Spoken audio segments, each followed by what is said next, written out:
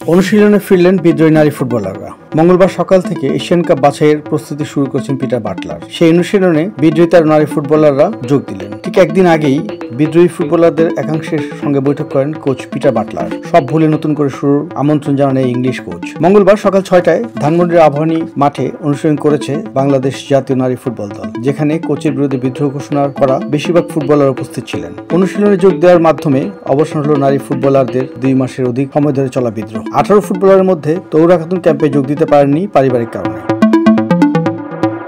সাবিনা, সুমাইয়া, মনিকা ও ঋতুপর্ণা চাকমা থিম্পু চলে গেছেন ভুটানের ঘরোয়া লীগ খেলতে। দেশটির ক্লাব আরো এফসির হয়ে খেলবেন তারা। বাকি 13 জন শিউলি আজিম, মোসাম্মদ, সাগরিকা, রূপনা চাকমা, শামসুন নাহার জুনিয়র, সঞ্জিদা আক্তার, নীলোফার ইয়াসমিন, মাসুরা পারভিন, মারিয়া মান্দা, শামসুন নাহার সিনিয়র, কৃষ্ণা রানী, স্বর্ণা রানী মণ্ডল, সাথী বিশ্বাস ও নাসরিন আক্তার অনুশীলনে ফিরেছেন।